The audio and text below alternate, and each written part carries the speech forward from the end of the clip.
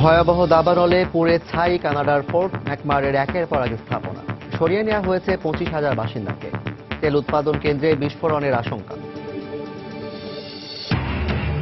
ভারতে চপার কেলেঙ্কারির ঘটনায় জড়িতদের শাস্তির মুখোমুখি করার প্রতিশ্রুতি মোদির। তদন্তে ধীরগতির জন্য বিজেপিকে দায়ী করে এএপির বিক্ষোভ।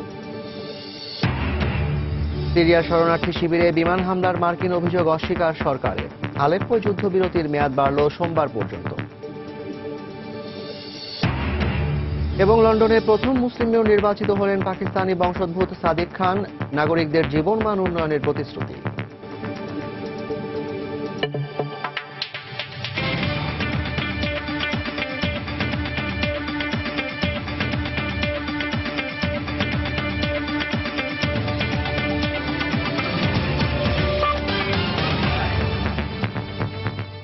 আন্তর্জাতিক সময়ের সঙ্গে আছি আমি জাফর সাদিক।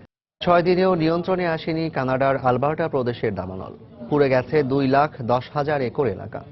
আগুন নেভানোর চেষ্টা অব্যাহত থাকলেও তেল সমৃদ্ধ ফোর্ট ম্যাকমারে শহরের একটি তেল উৎপাদন কেন্দ্রে বিস্ফোরণ ঘটার আশঙ্কা করছেন কর্তৃপক্ষ। বিমানে করে প্রায় 5,500 বাসিন্দাকে সরিয়ে নেওয়া হয়েছে। এ নিয়ে ওই এলাকার 25,000 বাসিন্দাকে সরিয়ে নেওয়া হলো। এদিকে আগামী রোববার ওই এলাকায় বৃষ্টিপাতের কিছুটা সম্ভাবনা রয়েছে বলে জানিয়েছে দেশটির আবহাওয়া বিভাগ। আগুনের লেলিহানে এভাবেই মুহূর্তে পুড়ে শেষ হয়ে যাচ্ছে আলবার্টা প্রদেশের অনেক সাজানো সংসার। স্মরণকালে ভয়াবহ দাবানল গ্রাস করে ফেলছে পুরো শহরকে। এর তীব্র আক্রোশে পুরে ভস্ম হচ্ছে বনভূমি, বসতভিটা, অফিস আদালত, বাদ পড়ছে না কিছুই। দাবানলের ব্যাপকতায় তেল সমৃদ্ধ শহর ফোর্ট ম্যাকমারের একটি তেল উৎপাদন কেন্দ্রে বিস্ফোরণের আশঙ্কা তৈরি হয়েছে। নিরাপত্তার খাতিরে বাসিন্দাদের এলাকা ছেড়ে যাওয়ার সুযোগও প্রায় বন্ধের পথে। শহরকে ঘিরে 200 ফুট উঁচু আগুনের বলয় তৈরি হওয়ায় ধোঁয়া আর আগুনের কুণ্ডলীর ফাঁদে আটকা পড়েছে উদ্ধারে নিয়োজিত 1500 গাড়ি। আলবার্টার জন্য প্রয়োজনীয় সব ধরনের সহায়তার আবেদন পূরণের চেষ্টা করছে সরকার। দাবানলের কারণে বায়ুমণ্ডলের তাপমাত্রা বাড়ছে। প্রতিনিয়ত বায়ুর গতি ও দিক পরিবর্তিত হচ্ছে। তাই পরিস্থিতির নিবিড় পর্যবেক্ষণ করছি আমরা। আগুন লাগার পরপরই যারা এলাকা ছাড়তে পেরেছেন তাদের ঠাঁই হয়েছে প্রতিবেশী শহর এডমন্টনের আশ্রয়কেন্দ্রে। বিধ্বস্ত জনপদের এই বাসিন্দারা শিগগিরই নিজ বাড়িতে ফিরতে পারবেন কিনা তা নিয়ে সংশয় প্রকাশ করেছেন সংশ্লিষ্টরা। এতদিনে হয়তো আমাদের বাড়ির সবকিছু পুড়ে ছারখার হয়ে গেছে। এটা খুবই বেদনার। জানি না বসতভিটার কতটুকু অক্ষত ফিরে পাবো। এদিকে 150টি হেলিকপ্টার, 295টি ভারী সরঞ্জামবাহী গাড়ি ও 27টি বিমানের সহযোগিতায় অবিরাম কাজ করে চলেছেন 1000-এরও বেশি দমকল কর্মী। যদিও গেল কয়েকদিনের এ চেষ্টার ফলে মিলেছে খুব কমই। জাহিদুর রহমান, সময় সংবাদ। ভারতে চপার কেলেঙ্কারির ঘটনায় জড়িতদের শাস্তির মুখোমুখি করার ঘোষণা দিয়েছেন প্রধানমন্ত্রী নরেন্দ্র মোদী। শুক্রবার তামিলনাড়ু ও কেরালায় বিধানসভা নির্বাচনের প্রচারে গিয়ে তিনি রাজ্যের উন্নয়নেরও প্রতিশ্রুতি দেন। এদিকে চপার কেলেঙ্কারিতে কংগ্রেসের জড়িত থাকার অভিযোগ তোলার পাশাপাশি এ ঘটনা তদন্তে সরকারের যথাযথ ব্যবস্থা নিচ্ছে না বলে অভিযোগ করেছেন দিল্লির মুখ্যমন্ত্রী Arvind Kejriwal. Agusta Westland helicopter কেলেঙ্কারি নিয়ে ভারতের পার্লামেন্ট অধিবেশনে শুক্রবার বিজেপি কংগ্রেস সদস্যদের মধ্যে তর্ক বিতর্কে উত্তপ্ত হয়ে ওঠে লোকসভা। প্রতিরক্ষা মন্ত্রী মনোহর পরিকর বিরোধী দলকে এই দুর্নীতির জন্য দায়ী করলে একে সরকারের ষড়যন্ত্র বলে দাবি করেন কংগ্রেসের পার্লামেন্ট সদস্যরা। ইতালি থেকে পাঠানো নথি অনুযায়ী এর মধ্যে আমরা দোষীদের গ্রেপ্তার করতে বলেছি। প্রথম যখন এই কেলেঙ্কারির ঘটনা সামনে আসে তখন কংগ্রেস ক্ষমতায় থাকলেও কোনো ব্যবস্থা নেওয়া হয়নি। রাজনৈতিক এসব ষড়যন্ত্র বন্ধ করুন, অন্যের কাঁধে দোষ চাপানো বন্ধ করে দেশে চলমান খরার সমাধান করুন, গণতন্ত্র রক্ষা করার ব্যবস্থা নিন। আদালতই চপার কেলেঙ্কারির বিষয়ে তদন্ত করে সিদ্ধান্ত জানাবেন। এর আগে গণতন্ত্র রক্ষার ডাক দিয়ে এক জনসভার আয়োজন করে কংগ্রেস। সভা শেষে যন্তর মন্তর থেকে দলের র্যালিটি পার্লামেন্ট এলাকায় পৌঁছলে পুলিশের সঙ্গে নেতাকর্মীদের হাতাহাতি হয়। 144 ধারা ভেঙে সংসদ চত্বরে বিক্ষোভে অংশ নেয় সোনিয়া গান্ধী, রাহুল গান্ধী ও সাবেক প্রধানমন্ত্রী মনমোহন সিংকে আটক করা হলেও 10 মিনিট পর তাদের ছেড়ে দেওয়া হয়। এদিকে কেরালা ও তামিলনাড়ুতে আগামী 16 মের বিধানসভা নির্বাচনের প্রচারেও চপার কেলেঙ্কারির জন্য কংগ্রেসের দিকে আঙ্গুল তুললেন প্রধানমন্ত্রী মোদী। लूट का माल खाते थे। ক্ষমতায় আসার পরপরই দুর্নীতির বিরুদ্ধে বিভিন্ন পদক্ষেপ গ্রহণ করেছি, আর এ কারণেই আমরা বিরোধীদের সমালোচনার নিশানায় পরিণত হয়েছি। তারা যাই বলুক, দুর্নীতিকারীরা কোনোভাবেই রেহাই পাবেন না। के खिलाफ अगर तेज आवाज सुनाई दे তবে অগাস্টা ওয়েস্টল্যান্ড হেলিকপ্টার কেলেঙ্কারির তদন্তে ধীরগতির জন্য সরকারকে দায়ী করল দিল্লির ক্ষমতাসীন আম আদমি পার্টি এএপি। শনিবার যন্তর মন্তরে এক বিক্ষোভ র্যালিতে যোগ দিয়ে বিজেপিকে তীব্র ভাষায় আক্রমণ করেন মুখ্যমন্ত্রী অরবিন্দ কেজরিওয়াল। ভারতে ভিভিআইপিদের চলাচলে 12টি হেলিকপ্টার কিনতে 2010 সালে তৎকালীন ক্ষমতাসীন কংগ্রেস সরকার ঘুষের বিনিময়ে ইতালির ফিনমেকানিকা গ্রুপের অগাস্টা ওয়েস্টল্যান্ড কোম্পানিকে টেন্ডার দেয় বলে অভিযোগ রয়েছে। 2013 সালে ভারতে বিষয়টির তদন্ত শুরু হলে তার পরের বছর $77 কোটি ওই চুক্তি বাতিল করা হয়। রিয়াদুল ইসলাম, সময় সংবাদ। ভারতের কলকাতায় যাদবপুর বিশ্ববিদ্যালয়ের শিক্ষার্থীরা বিক্ষোভ সমাবেশের ডাক দিয়েছে।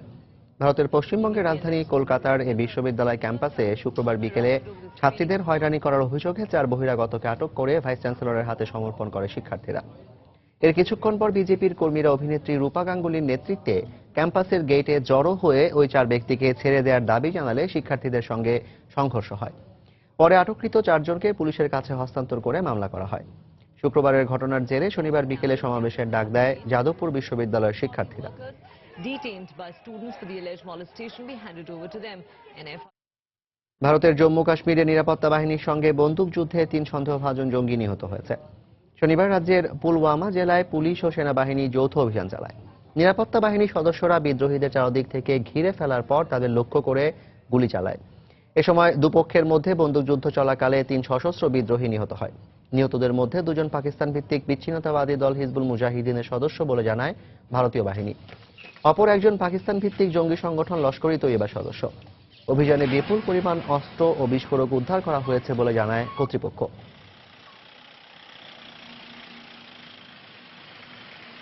সিরিয়ার ইদলিবে শরণার্থী শিবিরে বিমান হামলার দায় অস্বীকার করে দেশটির সরকার বলেছে, জঙ্গি গোষ্ঠী আল নুসরা ফ্রন্ট শিবিরটিতে রকেট হামলা চালিয়ে নিরীহ লোকজনকে হত্যা করেছে।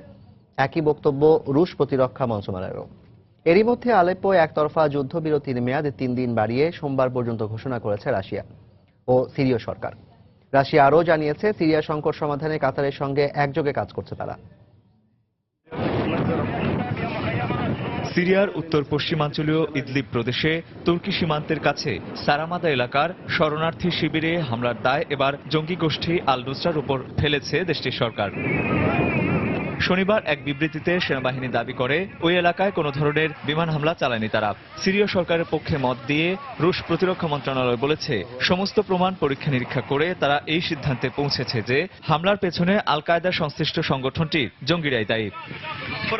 রুশ প্রতিরক্ষা মন্ত্রণালয়ের মুখপাত্র ইগোর কোনাশেঙ্কভ জানান, যে ধরনের রকেট ওই হামলায় ব্যবহৃত হয়েছে তা ওই এলাকায় একমাত্র আল নুসরার কাছেই রয়েছে। রাশিয়া ও সিরিয়া সরকার একথা বললেও ভুক্তভোগীরা বলছেন ভিন্ন কথা। বাশার আল আসাদ জেনে শুনে এই হামলা চালিয়ে আমাদের শিশু ও নারীকে হত্যা করছে। চারপাশে তাকিয়ে দেখুন কি সর্বনাশ করেছে আমাদের। এখন কোথায় আছেন বিশ্ব নেতারা? আমাদের কান্না তাদের কানে পৌঁছায় না। এরই মধ্যে সিরীয় সেনাবাহিনী ও রুশ সরকারের পক্ষ থেকে আলেপ্পোয় একতরফা যুদ্ধবিরতির সময়সীমা 72 ঘন্টা বাড়িয়ে সোমবার পর্যন্ত করা হয়েছে। তবে যুদ্ধবিরতি সত্ত্বেও অনলাইনে প্রকাশিত একটি ভিডিওতে দেখা যায় উগ্র ইসলামপন্থী বিদ্রোহীরা আলেপ্পোর অদূরে খান্তুমান এলাকা দখল করে নিয়েছে। আশপাশের বেশ কয়েকটি এলাকায় বর্তমানে সরকারি বাহিনীর সঙ্গে তুমুল লড়াই চলছে বলেও ভিডিওতে জানানো হয়। এদিকে লেবাননের সশস্ত্র সংগঠন হেজবুল্লাহ প্রধান হাসান নাসরাল্লাহ অভিযোগ করেছেন, সিরিয়া শান্তি আলোচনা ও যুদ্ধবিরতি ভেস্তে যাওয়ার পেছনে সৌদি সরকারই দায়ী। নাসরাল্লাহর অভিযোগের মধ্যে রুশ পররাষ্ট্রমন্ত্রী সের্গেই ল্যাভরভ বলেছেন, সিরিয়ায় রাজনৈতিক সমাধান আনতে যৌথভাবে কাতারের সঙ্গে কাজ করছেন তারা। রাশিয়ার সোচিতে কাতারের পররাষ্ট্রমন্ত্রী শেখ মোহাম্মদ বিন আব্দুল রহমান আল থানিকে নিয়ে এক সংবাদ সম্মেলনে তিনি আরো বলেন, আঞ্চলিক স্থিতিশীলতার বিষয়টিকে সর্বোচ্চ গুরুত্ব দিচ্ছে দুদেশ। আমরা চাই সিরিয়া একটি রাজনৈতিকভাবে স্থিতিশীল সমাধান আসুক, যে সমাধানের মাধ্যমে সিরিয়ার সার্বভৌমত্ব ও মর্যাদা অক্ষুণ্ণ থাকবে। এ ব্যাপারে কাতারও আমাদের সাথে সম্পূর্ণ একমত। এর আগে কাতারি পররাষ্ট্রমন্ত্রী বিভিন্ন বিষয়ে রুশ প্রেসিডেন্ট ভ্লাদিমির পুতিনের সঙ্গে বৈঠক করেন। বৈঠকে বেশ কিছু বিষয়ে দুদেশের মধ্যে মতভেদ দূর হয়েছে বলে জানিয়েছে আন্তর্জাতিক গণমাধ্যম। রঞ্জন শুভ্র, সময় সংবাদ। গেল কয়েক মাসে ইরাকের বিভিন্ন এলাকায় অর্ধশতাধিক গণকবর পাওয়া গেছে বলে জানিয়েছেন জাতিসংঘের প্রতিনিধি জেন কোপিস। নিরাপত্তা পরিষদের এক বৈঠকে তিনি বলেন, আইএসের কাছ থেকে পুনরুদ্ধার করা এলাকাগুলোতে এই গণকবরগুলোর সন্ধান পাওয়া গেছে। শনিবার তিনি আরো বলেন, আইএস জঙ্গিরা ইরাকে গণহত্যা, যুদ্ধাপরাধ এমনকি মানবাধিকার লঙ্ঘন করেছে বলে প্রমাণ পাওয়া গেছে। এ সময় তিনি এই সন্ত্রাসী ও জঙ্গিদের দমনে বিশ্বের সবাইকে এক হতে আহ্বান জানান। সম্প্রতি আনবার প্রদেশের রাজধানী রামাদিতে যে গণকবর পাওয়া যায় সেখান থেকে 40টি মৃতদেহ উদ্ধার করা হয়। এছাড়া উত্তরাঞ্চলীয় তিকরিত ও সিনজারেও গণকবর পাওয়া গেছে।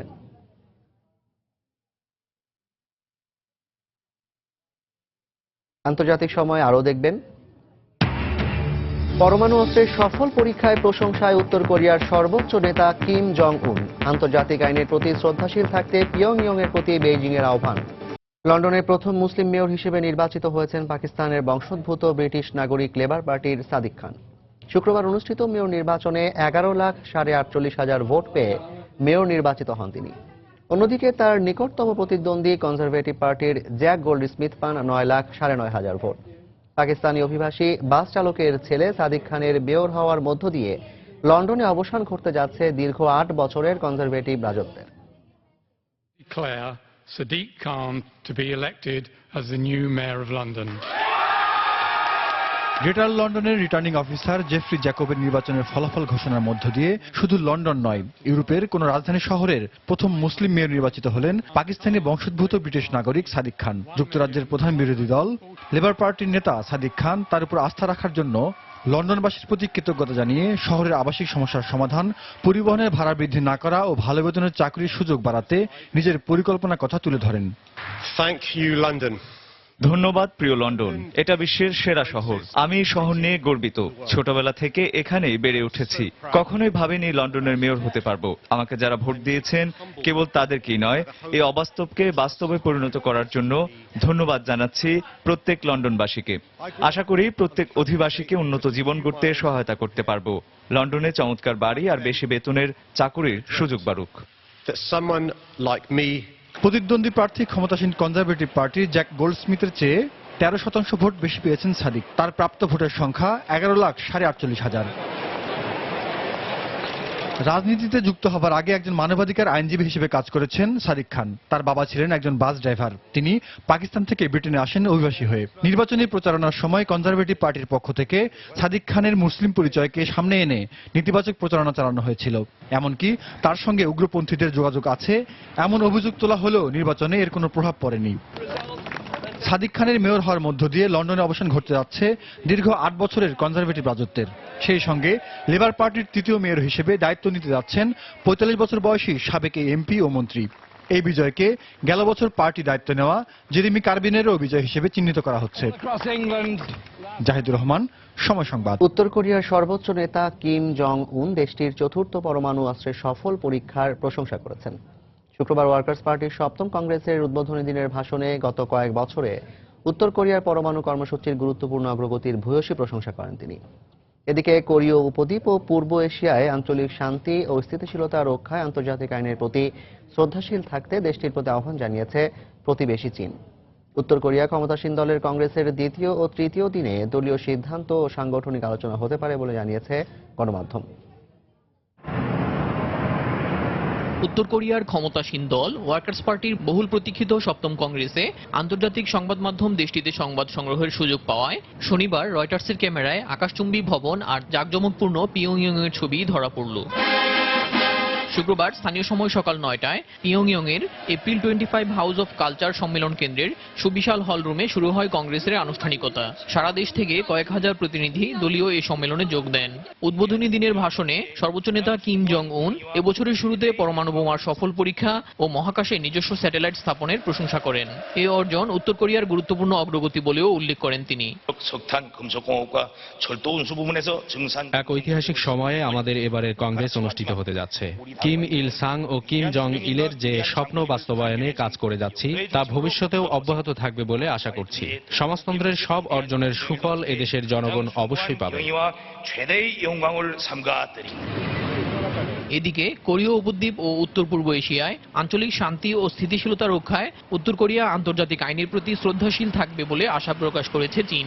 শুক্রবার ওয়ার্কার্স পার্টির কংগ্রেসের প্রথম দিনে দেশটির প্রতি শান্তিপূর্ণ আচরণের আহ্বান জানায় প্রতিবেশী চীন। উত্তর কোরিয়া জাতীয় উন্নতির এক গুরুত্বপূর্ণ পর্যায়ে রয়েছে। আমরা আশা করি দেশটি নিজের অবস্থান ও জনগণের শান্তিপূর্ণ মনোভাবের ব্যাপারে সচেতন হবে, পাশাপাশি পরমাণু কর্মসূচির বিষয়ে আন্তর্জাতিক আহ্বানের প্রতি শ্রদ্ধাশীল হবে। 2011 সালের ডিসেম্বরে বাবা কিম জং ইলের মৃত্যুর পর দলের পাশাপাশি রাষ্ট্রপ্রধানের দায়িত্ব পালন করছেন 33 বছর বয়সী উন। সম্মেলনের দ্বিতীয় ও তৃতীয় দিনে দলীয় নেতৃত্ব ও সাংগঠনিক বিভিন্ন আলোচনার কথা রয়েছে। পাশাপাশি ভবিষ্যতে দল পরিচালনায় একটি শক্তিশালী পলিট ব্যুরো নিয়োগের বিষয়েও আলোচনা হতে পারে। 6 মে শুরু হওয়া ওয়ার্কার্স পার্টির 7ম কংগ্রেস 4 থেকে 5 দিন পর্যন্ত চলতে পারে বলে জানিয়েছে আন্তর্জাতিক বিভিন্ন গণমাধ্যম। দেলোয়ার হোসেন, সময় সংবাদ। চীন আগামী মাসে যুক্তরাষ্ট্রের নেতৃত্বে সামরিক নৌ মহড়ায় অংশ নেবে বলে জানিয়েছেন মার্কিন নৌবাহিনীর একজন ঊর্ধ্বতন কর্মকর্তা। শুক্রবার তিনি জানান, দক্ষিণ চীন সাগরে কৃত্রিম দ্বীপের বিষয়ে বেইজিং ওয়াশিংটন উত্তেজনা সত্ত্বেও চীনে সামরিক মহড়ায় অংশ নিতে সম্মত হয়েছে। জুন জুলাই জুড়ে প্রশান্ত মহাসাগরের হাওয়াই অঞ্চলে যুক্তরাষ্ট্র কয়েকটি দেশের সামরিক নৌ মহড়ায় নেতৃত্ব দেবে। এদিকে যুক্তরাষ্ট্রের 7ম নৌবহরের যুদ্ধ জাহাজ ইউএসএস ব্লু রিজ চীনের সাংহাই বন্দর পরিদর্শনে গেছে। দক্ষিণ চীন সাগরে আন্তর্জাতিক জলসীমার টহলের অংশ হিসেবে শুক্রবার জাহাজটি সাংহাই বন্দরে পৌঁছায়।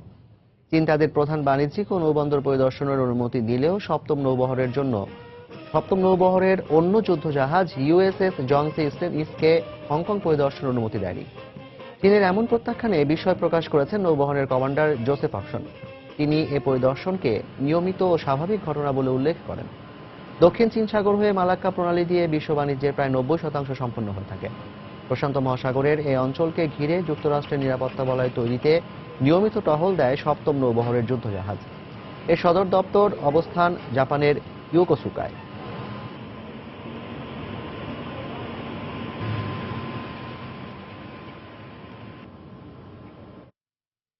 চলতি মাসের 11 তারিখে জর্জিয়া অনুষ্ঠিত হতে যাওয়া ন্যাটোর যৌথ সামরিক মহড়ার তীব্র নিন্দা জানিয়েছে রুশ সরকার। এক বিবৃতিতে রুশ পররাষ্ট্র মন্ত্রণালয় বলে, ন্যাটোর এ ধরনের আচরণ সম্পূর্ণ উস্কানিমূলক এবং এই মহড়া দক্ষিণ ককেশাস অঞ্চলকে অস্থিতিশীল করে তুলবে। যুক্তরাষ্ট্র তার মিত্র দেশগুলো এই অঞ্চলে আগ্রাসন চালাতে চাইছে বলে অভিযোগ করা হয় বিবৃতিতে।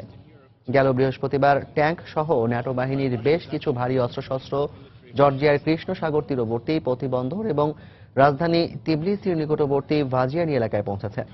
ধারণা করা হচ্ছে মহড়ায় প্রায় 1300 সেনা অংশ নেবে, যাদের মধ্যে 650 জন আর্মেনীয় সেনা এবং 500 জর্জিয়ান সেনা সদস্য থাকবে। এদিকে এশিয়ায় মোতায়েন করতে যাওয়া যুক্তরাষ্ট্র পরিকল্পিত ক্ষেপণাস্ত্র বিধ্বংসী ব্যবস্থা রাশিয়ার জন্য হুমকি হয়ে উঠবে না বলে মার্কিন সরকারের কাছে নিশ্চয়তা চেয়েছে রাশিয়া।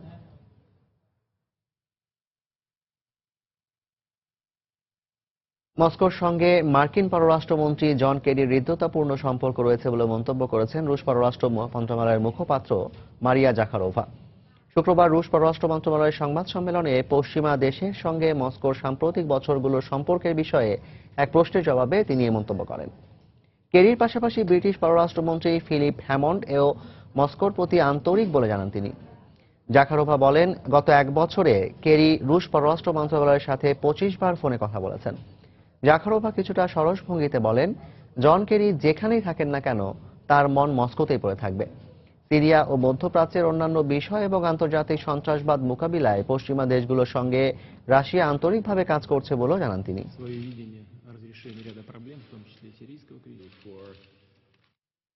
প্রশান্ত মহাসাগরের বিরোধপূর্ণ দ্বীপ নিয়ে রুশ প্রেসিডেন্ট ভ্লাদিমির পুতিনের সঙ্গে আলোচনা অনেকটা সফল হয়েছে বলে জানিয়েছেন জাপানের প্রধানমন্ত্রী শিনজো আবে। শুক্রবার জাপানের পররাষ্ট্র মন্ত্রণালয়ের মুখপাত্র একথা জানিয়েছেন। দ্বিতীয় বিশ্বযুদ্ধের সময় প্রশান্ত মহাসাগরের কুরিল চাইন, যা জাপানে উত্তরাঞ্চল বলে পরিচিত, তা দখল করে নেয় সোভিয়েত বাহিনী। এরপর থেকে দুদেশের মধ্যে কোনো রকমের শান্তি কিংবা বাণিজ্য চুক্তি হয়নি। অ্যাবে রাশিয়ায় G7-এর এক নেতার সঙ্গে দেখা করতে গিয়ে পুতিনের সঙ্গে দেখা করেন। তখন তাদের মধ্যে বিরোধপূর্ণ দ্বীপ নিয়ে কথা হয়। এরপরই তিনি জানান তাদের আলোচনা অনেকটাই সফল হয়েছে। পুতিন এবছর জাপান সফরে যেতে পারেন বলেও জানিয়েছে জাপানের পররাষ্ট্র মন্ত্রণালয়ের মুখপাত্র।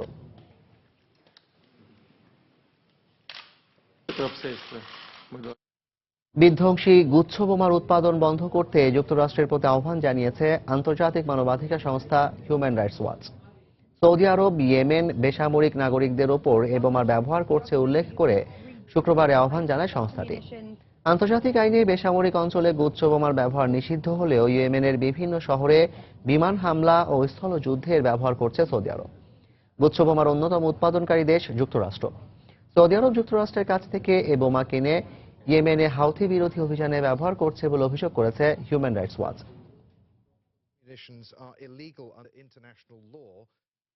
আন্তর্জাতিক সময় আরো যা দেখবেন, ভূমধ্যসাগরে ইতালীয় নৌবাহিনীর অভিযানে 1800 অবৈধ অভিবাসী উদ্ধার। তুরস্ক ইইউ চুক্তি হলেও আঙ্কারার সন্ত্রাস বিরোধী নীতি পরিবর্তন হবে না বললেন এরদোয়ান।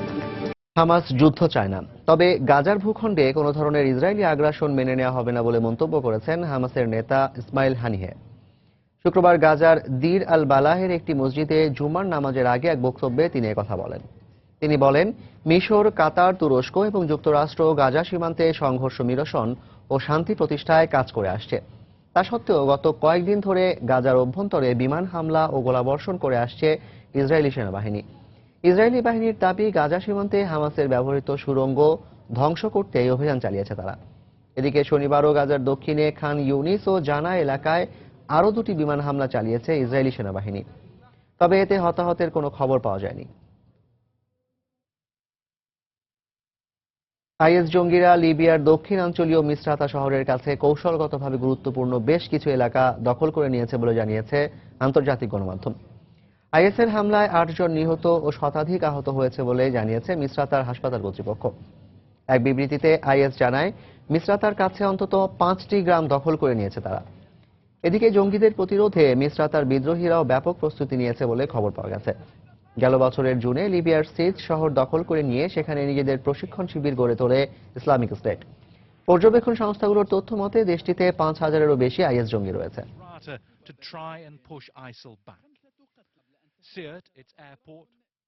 মিশরে এক প্রভাবশালী আইনজীবীকে গ্রেফতার করে 15 দিনের আটকাদেশ দিয়েছে দেশটির আদালত। মালেক আদলি নামের ওই আইনজীবী সৌদি আরবের কাছে মিশরের 2টি দ্বীপ হস্তান্তরের সিদ্ধান্তের বিরোধিতা করে মামলা করেছিলেন। এর আগে মামলায় স্বাক্ষরকারী আরও 2 আইনজীবীকে আটক করা হয়।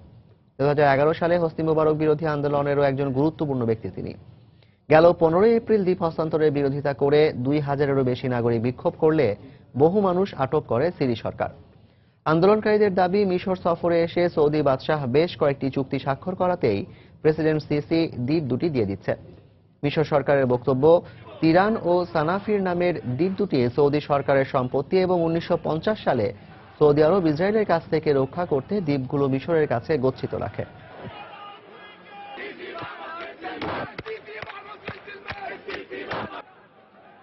পানামা ভিত্তিক আইনি সহযোগিতা প্রতিষ্ঠান মোসাক ফনসেকার নথি ফাঁসের প্রধান ক্রীড়ানক বলে দাবি করেছেন জন রোয়ে নামের এক ব্যক্তি। গেল শুক্রবার 1800 শব্দের এক বিবৃতিতে দাবি জানানো হলেও নিজের পরিচয় সম্পর্কে বিস্তারিত কিছু প্রকাশ করেননি তিনি। কোন সরকার বা গোয়েন্দা সংস্থার হয়ে কাজ করছেন না এবং কারোর সঙ্গে চুক্তিভিত্তিক কাজেও তিনি জড়িত নন দাবি করা হয়। রাজনৈতিক উদ্দেশ্য হাসিলের জন্য নয়, বরং অন্যায়কারীদের মুখোশ উন্মোচনের জন্যই 10 বছরের চেষ্টায় পাওয়া তথ্যগুলো জার্মান দৈনিক ডিট ডয়েটস সংতোয়িং ও আইসিআইজে-কে দেবার সিদ্ধান্ত নেন বলে দাবি করেন জন রোয়ে। বিবৃতিতে তিনি আরও দাবি করেন, এ ধরনের গোপন সম্পদের নথি প্রকাশকারীদের দায় মুক্তি দেওয়া উচিত। ব্রাজিলের প্রেসিডেন্ট দিলমা রোসেফকে অভিশংসনের পক্ষে মত দিয়েছে দেশটির সিনেটের একাংশ। শুক্রবার অনুষ্ঠিত ভোটে বাজেট আইনের লঙ্ঘনের অভিযোগে রোসেফকে অভিশংসনের পক্ষে রায় দেন 20 সদস্যের মধ্যে 15 জন। আগামী সপ্তাহে এ বিষয়ে পূর্ণাঙ্গ সিনেট কমিটি আবারও ভোট দেওয়ার কথা রয়েছে। শেষ পর্যন্ত অভিশংসনের পক্ষেই সিনেট কমিটি চূড়ান্ত রায় দিলে বাজেটে দুর্নীতির অভিযোগে বিচারের মুখোমুখি হতে হবে রোসেফকে। এদিকে অভিশংসনের পক্ষে সিনেট কমিটির রায়ের পর এর বিরুদ্ধে লড়াই চালিয়ে যাওয়ার অঙ্গীকার ব্যক্ত করেছেন ব্রাজিলের প্রেসিডেন্ট দিলমা রোসেফ। সেই সঙ্গে নিজেকে আবারও নির্দোষ দাবি করে তার বিরুদ্ধে অনাচার করা হচ্ছে বলে উল্লেখ করেন রোসেফ।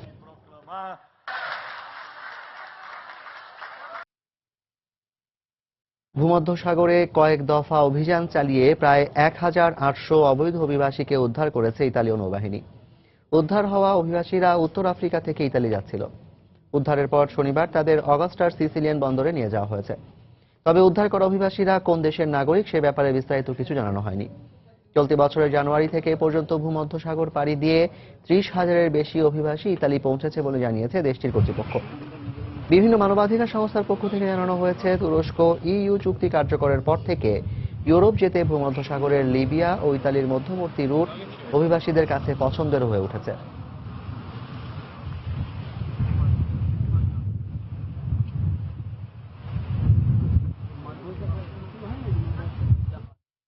জার্মানির কোলন শহরে নববর্ষ উদযাপনের উৎসবে যৌন নিপীড়নের অভিযোগ থেকে আলজেরীয় এক ব্যক্তিকে অব্যাহতি দিয়েছেন আদালত। তবে তার ও তার ভাইয়ের বিরুদ্ধে চুরির অভিযোগ প্রমাণিত হওয়ায় দুজনকেই 6 মাসের দণ্ডাদেশ দেওয়া হয়েছে। কোলনের ঘটনার বিচারে শহরটির একটি আদালতে শুক্রবার 26 ও 23 বছর বয়সী দুই আলজেরীয়কে হাজির করা হয়। 26 বছর বয়সী ব্যক্তির বিরুদ্ধে যৌন হয়রানির অভিযোগ ছিল। তবে অভিযোগ দায়ের করা নারী আদালতে সুস্পষ্টভাবে তাকে চিহ্নিত করতে পারেননি। পরে দুজনকে পণ্য ও মোবাইল চুরি এবং গাড়ি ভাঙচুরের মামলায় দোষী সাব্যস্ত করে 6 মাসের কারাদণ্ড দেন আদালত। দুজনকেই আটকে রাখা হয়েছে এবং জার্মানি থেকে বিতরণ করা হবে বলে জানিয়েছেন আদালতের মুখপাত্র। এ নিয়ে নববর্ষের রাতে চুরি ও যৌন হয়রানির অভিযোগে 11 জনকে দোষী সাব্যস্ত করা হলো।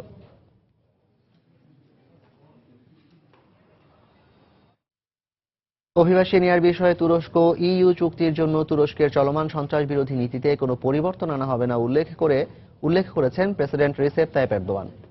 শুক্রবার ইস্তাম্বুলে আয়োজিত এক সভায় বক্তব্য দেওয়ার সময় তিনি কথা বলেন।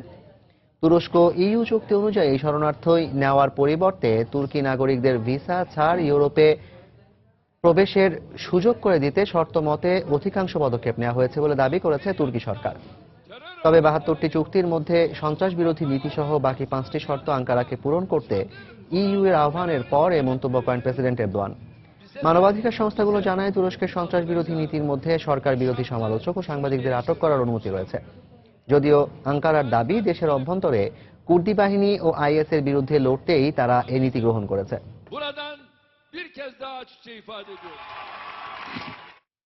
রাষ্ট্রীয় গোপন তথ্য উন্মুক্ত করার দায়ে তুরস্কে 2 সাংবাদিককে 5 বছর করে কারাদণ্ড দিয়েছেন দেশটির একটি আদালত। সরকার বিরোধী পত্রিকা হিসেবে পরিচিত কামহুরিয়াতের সম্পাদক কেন দুন্দার ও আঙ্কারা ব্যুরো প্রধান এরদেম গুলকে এ দণ্ড দেওয়া হয়। এর রায়ের মাধ্যমে গণমাধ্যমের স্বাধীনতা হরণ করা হয়েছে বলে নিন্দা জানিয়েছে বিশ্বের বিভিন্ন সংগঠন। এর আগে ইস্তাম্বুলে আদালত প্রাঙ্গণে কেন দুন্দারের উপর গুলি চালায় এক ব্যক্তি। পরে নিরাপত্তা বাহিনীর সদস্যরা তাকে গ্রেফতার করে। গেল বছর নভেম্বরে গুপ্তচর বৃত্তি ও রাষ্ট্রীয় গোপন তথ্য পাচারের অভিযোগে দুন্দার ও গুলকে আটক করা হয়।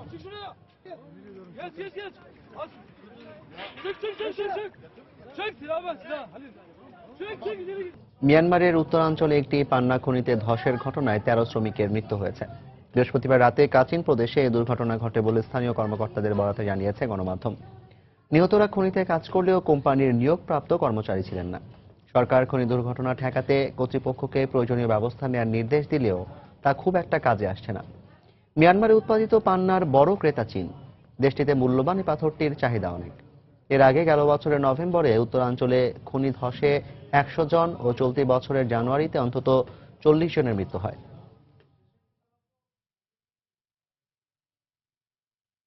ভারতের রাজস্থানে এক মর্মান্তিক সড়ক দুর্ঘটনায় একই পরিবারের 6 জন নিহত হয়েছেন। এ ঘটনায় আহত হয়েছে আরও 3 জন। শুক্রবার রাজস্থানের যোধপুরে একটি জিপ ও যাত্রীবাহী বাসের মুখোমুখি সংঘর্ষ হলে এ দুর্ঘটনা ঘটে। এতে ঘটনাস্থলে জিপের 6 যাত্রী নিহত হয়। খবর পেয়ে ঘটনাস্থলে পৌঁছে হতাহতদের উদ্ধার করে হাসপাতালে নিয়ে যায় পুলিশ। আহতদের মধ্যে 2 জনের অবস্থা আশঙ্কাজনক। এদিকে দুর্ঘটনার পর বাসের চালক পালিয়ে গেছে বলে জানিয়েছে স্থানীয় পুলিশ।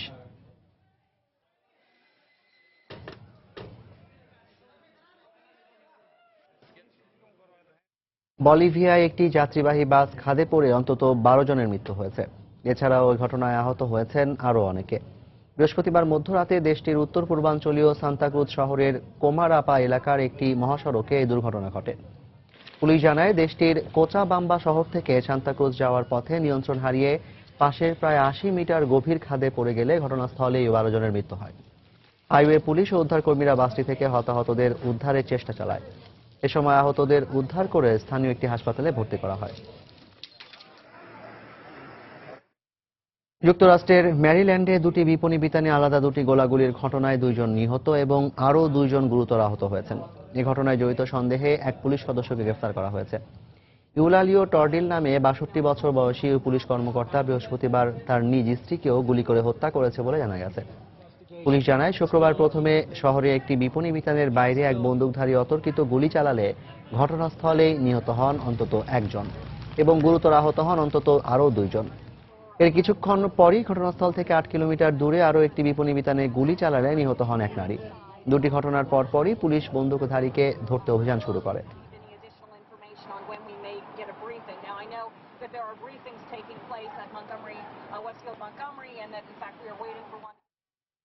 ট্রাম্পের প্রতিশ্রুতি ও দাবি শুনে বিভ্রান্ত না হওয়ার আহ্বান জানিয়েছেন মার্কিন প্রেসিডেন্ট বারাক ওবামা। মার্কিন প্রেসিডেন্ট নির্বাচনে মনোনয়ন প্রত্যাশী ডোনাল্ড ট্রাম্পের সব দাবি ও প্রতিশ্রুতি পরীক্ষা করে দেখারও আহ্বান জানান তিনি। শুক্রবার যুক্তরাষ্ট্রের গণমাধ্যম ও দেশটির নাগরিকদের প্রতি এ আহ্বান জানান ওবামা। ওবামা বলেন, প্রেসিডেন্ট পদ কোনো বিনোদনমূলক কাজ নয়, এটি অনেক গুরুত্বপূর্ণ দায়িত্ব। এমন একটি দায়িত্ব যিনি নেবেন তার মুখ থেকে যেসব প্রতিশ্রুতি শোনা যায় তা বাস্তবায়ন হলে যুক্তরাষ্ট্র ধ্বংস হয়ে যাবে। তিনি আরও বলেন, প্রত্যেক মনোনয়ন প্রত্যাশীকেই সঠিক মানদণ্ড ও পুঙ্খানুপুঙ্খ তদন্তের সম্মুখীন হওয়া উচিত। They take a position on international issues that could threaten war or to reward some of the hard. They have details for how it would work. এই প্রতিযোগিতা কোনো রিয়েলিটি শো নয়, এটি যুক্তরাষ্ট্রের প্রেসিডেন্ট নির্বাচনের প্রতিযোগিতা। কাকে মনোনীত করছেন তা কিন্তু অবশ্যই ভাববার বিষয়। ট্রাম্প আন্তর্জাতিক বিষয়ে যেসব মন্তব্য করেছেন তা যুক্তরাষ্ট্রের জন্য হুমকি হয়ে দাঁড়াবে। অনেক দেশের সঙ্গে হয়তো যুদ্ধ বেঁধে যাবে, আবার কোনো কোনো দেশের সঙ্গে অর্থনৈতিক সম্পর্কই ভেঙে যাবে, যা যুক্তরাষ্ট্রের ভবিষ্যতের জন্য মোটেও ভালো হবে না। এ পর্যায়ে আবারও জানিয়ে দিচ্ছি আন্তর্জাতিক সময়ের শীর্ষ সংবাদগুলো। ভয়াবহ দাবানলে পুড়ে ছাই কানাডার ফোর্ট ম্যাকমারের একের পর এক স্থাপনা। সরিয়ে নেওয়া হয়েছে 25,000 বাসিন্দাকে। তেল উৎপাদন কেন্দ্রে বিস্ফোরণের আশঙ্কা। ভারতে চপার কেলেঙ্কারির ঘটনায় জড়িতদের শাস্তির মুখোমুখি করার প্রতিশ্রুতি মোদির। তদন্তে ধীর গতির জন্য বিজেপিকে দায়ী করে এএপির বিক্ষোভ। সিরিয়ার শরণার্থী শিবিরে বিমান হামলার মার্কিন অভিযোগ অস্বীকার সরকারের। আলেপ্পোয় যুদ্ধবিরতির মেয়াদ বাড়ল সোমবার পর্যন্ত। এবং লন্ডনে প্রথম মুসলিম মেয়র নির্বাচিত হলেন পাকিস্তানি বংশোদ্ভূত সাদিক খান। নাগরিকদের জীবন মান উন্নয়নের প্রতিশ্রুতি। এই ছিল আন্তর্জাতিক সময়। যে কোনো খবর পেতে ভিজিট করুন সময়নিউজ.tv আর সঙ্গে থাকুন সময়।